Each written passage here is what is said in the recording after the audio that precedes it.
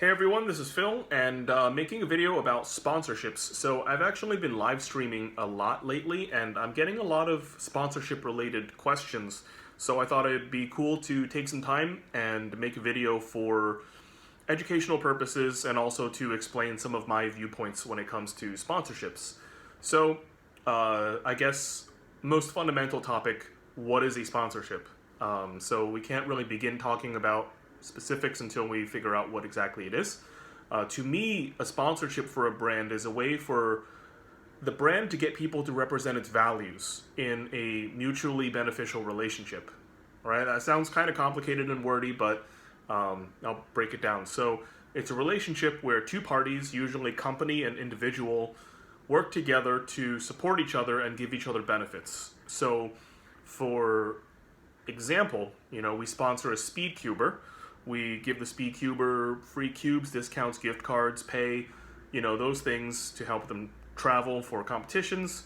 That's the benefit we give them. We enable them to do a lot of things, and they take this enabling and help us by testing our products, telling us what they think, representing our brand, echoing our values, like our Angstrom line is good. We worked hard to make the lube and then to lube the cubes and to send it to you.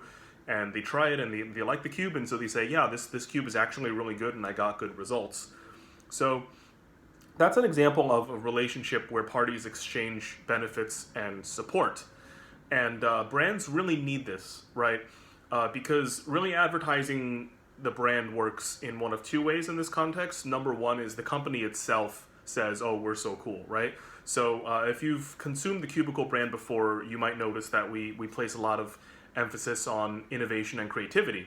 We spend a lot of time and resources trying to make sure that our products are novel and interesting, and it's very important for us to kind of break the mold, right? And our advertising will naturally reflect that. Our ad, for example, will say, "Oh, look how creative this is, cutting edge, top of the line."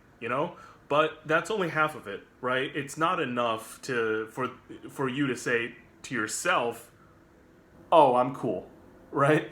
That's only half of it. You want other people to recognize, "Oh yeah, this company is cool," right? You want the public and the people around you to also understand your values. So that's why brands sometimes need representatives and ambassadors, right? It's to convince the public that they're going beyond just saying they're cool themselves. It sounds really weird if you're just doing that yourself, right? So yeah, you see these people around all the time. For our business, they wear these cool jackets, and the rest of this video is just some information that will help you understand the sponsorship ecosystem a little better in our context, and perhaps it'll help you form a good sponsorship application or a good series of communications with us. All right, so next topic, how do you apply for a sponsorship? A lot of people ask this, and the best way to do it is to contact us at sponsorship@thecubicle.com. And one thing to know about our sponsorship program is it's holistic. And you can look up the word on dictionaries. It'll tell you that it means we take a very wide, comprehensive look at a person. We look at nearly everything to determine whether you're a good candidate. And we intentionally don't give you very much guidance because we want people to, stick up for themselves and communicate what their qualities are in a way where we're not forcing them to, right? And so the people who end up understanding this naturally and communicating are going to be the better candidates. So, despite that, I'm going to give you some hints. All right, so the next thing is, what can you do as a sponsoree or a sponsor cuber? A lot of people ask the question, and it's actually very open-ended. If you're a speed cuber, definitely just go out there and do really well for yourself, and hopefully, be recognized as an expert or a competitor, a good competitor. Content creation, a lot of people, they might not be like Max Park, but they make really cool creative projects, and they're really expressive and people like their personalities. And of course, you can do other interesting creative, projects like event organization. That's one of them. So those are the things you can do as a sponsored cuber. And next, a lot of people ask what qualities do we look for in a sponsored individual. And so I will tell you some of the things that we look for. So number one, we hope that you're familiar with cubing, right? Just like anything, if you apply to a school and you want to study math, you should probably demonstrate that you're either okay or good at math, or you have an interest in math, right? Like, that's why I didn't apply for pharmacy school or, to become an astronaut. A, I may not have as much interest in it, and B, I don't have any skills in that. So my application would be completely silly, right? So,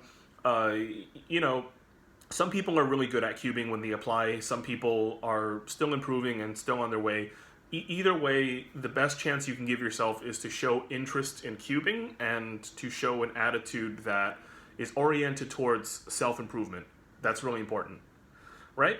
The next thing is interpersonal skills, or, in more colloquial terms, people skills. If you're representing a brand, I hope that you can do it with enthusiasm and intelligence, right?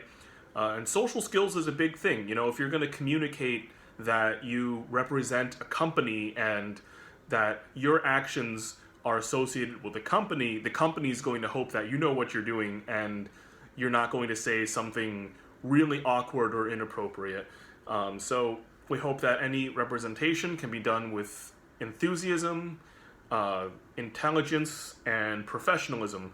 The only exception is if your sense of humor is like kind of dumb like mine, you draw stick figures and have like really silly jokes, you should at least have a sense of humor. That's one of the exceptions. The other thing is understanding the brand. Knowing what the cubicle is about, knowing what our values are, and knowing how we communicate those values and how you can communicate those values is pretty important, right? And our brand is really different from a lot of other brands. For example, if we take a very extreme example, our prices are competitive, but they're not super low like some of the shops you can find in Asia, right? Because the products come from Asia. So our branding is going to be very different, right? We care about custom goods and we care about a good shopping experience. Our customer service department tries to solve your problems, whereas a company situated in Asia are going to be like, okay, our company is about low prices. Our company is about making sure that you get as a good deal as possible, but we really don't have the ability to render you strong customer service or after-sales support. We can't make custom goods for you, but you can rely on us for good prices, right? So the companies have different profiles, and depending on their profiles, they're going to have different strategies to advertise. And knowing what the brand represents and knowing what strategies the brand takes to communicate those values is highly important. Now, the next topic is also about understanding, and it's also about a sense of self, right? So, in simplest terms, when it comes to good ambassadors, the best ones advertise and promote the brand, but also have their own personal brand, right? They're not some mindless advertising machine with no personality. They know full well what they're doing, and they're honest and they're straightforward, but they're also charming people that you can really relate to, and that's really important and really respectable. Just no matter how much and how badly you want to be a brand ambassador, don't lose your sense of self, and stay honest and genuine. I think that's what a lot of brands would really value. So the next part is I get a lot of common questions about sponsorships, so I'd figure maybe turn this into like a very informal Q&A. So the first question that I get a lot, and I'm just going to warn you about this, is, hey Phil, what's your email address? Or something along those lines. Just to let you know, if you've ever been on our website, you should know how to find my email address. It's on our About Us page. And if you cannot find that, I'm either going to assume that You know, maybe English isn't your second or your first language, or English is your second language or something, or you're not familiar with our website and you haven't been on it or you haven't looked through it, right? In the second case, you know, the direction is going to be, okay, I don't really think this person's a reliable person to represent my brand because they haven't even found very basic information on the website that they're asking to represent. So definitely, you know, don't be afraid to ask questions, but for the really painfully obvious ones, maybe do a little bit of research. And if you really can't find it, you can preface it with, hey, I looked, but I couldn't find it. What is this or what is that? You know, that'll help you a long way. And, you know, it helps in just everyday life as well. You know, if you're trying to get someone to do something for you, at the least you can say is, you know, I tried it myself, or I took these measures, but couldn't work, so how about you help me out? You know, they'll be more inclined to help you out. The next thing is, hey, being sponsored is my dream, and it's something I've been wanting my entire life. Cool. You know, that's great. And that it's cool that you have a goal. And this is something that people tell you to write when you're applying to college, right? You're like, oh yeah, this university, it's been my dream school ever since I can read, and I spent every day of my waking hour practicing, you know, X skill or getting good grades so I can be in your school. You know, sponsorships, it works a little differently. You know, half of it is about you, and the other half is about us, right? So the question you're posing is, what can we do to make your dreams come true, and what can we do to make your life better, right? That's a completely valid question to ask, but the other half of it is, what can you do to make our dreams come true, right? And of course that requires awareness of our dreams, which I explained, you know, in the previous section. If there's something there, then perhaps we can make our dreams, you know, each other's dreams come true together, right? But just having awareness that, you know, we have needs, and you also have needs, and that they should be communicated in like a wholesome, proportional way, that would make us really happy and comfortable, right? Because we get a lot of times applications that are like, yo, this is going to help me out so much, you know, this sponsorship, it's going to change my life, and I'm going to be so well off because of this, and there's no mention whatsoever of anything else. That's a big red flag, that you're really not thinking about the company that you claim to want to represent. And yeah, that's a very big red flag, so be careful. Be careful with that. And more on that later. But the next question I get is, can I be sponsored if I'm, you know, so-and-so years old or from so-and-so place? And the answer is, yeah, of course. It's entirely possible. You know, we sponsored Leo Borromeo when he was 10 years old, right? Of course, he's an exceptional 10-year-old, but this really depends on, you know, who you are and, you know, what skills you can bring. And at that point, you know, Leo was great at cubing. He had a really cool, like, personal brand / charm. And, yeah, he was a joy to work with, and very, very good guy. And of course, if you're on the younger side, I recommend talking to your family, you know, about this as well. Don't go off on the internet if you're like 10 years old trying to find a sponsor. That could worry your family. Okay, so the next question I get is, how do I write an application? I get this a lot, and I'm not going to tell you how to do it specifically, but I'll give you some ideas, okay? So the number one objective is convince us to sponsor you, right? What can we give you to make you happy? And on the flip side, what can you give us to make us happy? And I think I've hinted at this previously, but a lot of people miss the second question. You know, they talk about themselves and forget to discuss what the other party needs. And so to draw an analogy, you know, you want to think about this like a personal relationship or like a friendship, right? You typically don't want your friendships to be one-sided, right? Imagine having a friend and you're like, bro, dude, you're going to be so good for me. I'm going to come to you whenever I have a problem, and if something goes wrong, I'm going to expect you to fix it, and you're going to always be there for me, and yeah, thank you so much, you're awesome. Dude, like, no, right? There's no mention of how you're going to be a good friend, right? That's not how good friends work, right? You know, in that scenario, I'm sure you badly want the person to say, yeah, thank you for being my friend. I'll be a supportive friend too, so if you need help, I'm here for you as well. You know, you really badly want to hear that, and it's actually uncomfortable to be like, yo, you're going to be so good for me. You know, that one-sided relationship is not realistic, and definitely think about that, you know, in the sponsorship context. The next thing is to have something interesting about you that stands out, you know, and you know, be confident in yourself. You know, even if you don't have a million subscribers, or if you're not like averaging 6 seconds, you know, you can still say a lot of things that make you stand out. You know, we're not looking for like a 1 in a million, right? A lot of companies are just looking for people that show initiative and promise and good people skills. You can say something like, yeah, you know, I got into cubing 3 years ago. I'm averaging like 12 seconds, but I make it a goal to get better every day.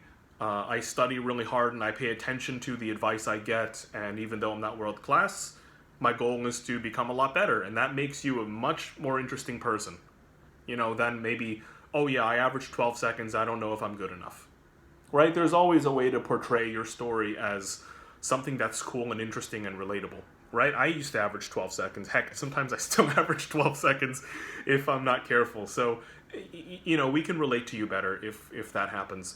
Of course, check your grammar and spelling. Sometimes, you know, uh, English might not be your first language, or, you know, you might have other sort of obstacles when communicating, but just, you know, try your best and pick formats and fonts and sentence structures that make sense, and yeah, just be as professional as you can about it. And we do cut a lot of slack for people just because, you know, we understand that not everybody speaks English hyper fluently, and of course, always make it easy for people to understand you. This is huge. Okay, if you're going to tell us you're a content creator, please make it easy for us to find your content. You know, if you say, hey dude, I'm a YouTuber, I have 500 subs, and I'm working really hard, you want the next part of your application to say, here's a link to my channel. I hope you can take a look at it and enjoy my content. You know, you don't want to say, okay, I'm a content creator, the end. Right? It's really inconvenient, and it takes people, you know, more steps to figure out what things are. And that's not good for anyone, and that's why, for example, our business has things like product descriptions, right? You get the GAN XS, and you get a product description that says, okay, it has these tools, it has these features, it does this, and it does that. Here's a video showing what it is. You know, it tells you stuff so that you can easily make decisions about it, so that you can easily learn about it without having to waste time to look for other stuff, right? And, you know, applying for a sponsorship is the same thing, right? It's very similar. You know, make it easy for people to understand you so that we can make decisions about you easier. Hopefully that was straightforward.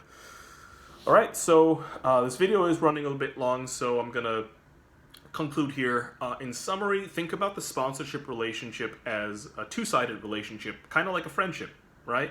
I'm friends with you, so, you know, I'm going to feel good if you help me with my problems, and, you know, I'm going to promise to you that I'm going to help you with your problems if you come to me, and that way both people feel safe and it doesn't feel one-sided.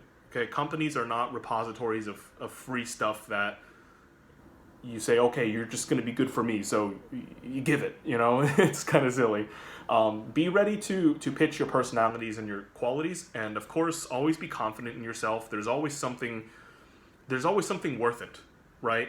In a person, unless you're like intentionally trolling, there's always something good to say about a person, and everyone starts somewhere. And of course, you know, I started somewhere. I used to average a minute.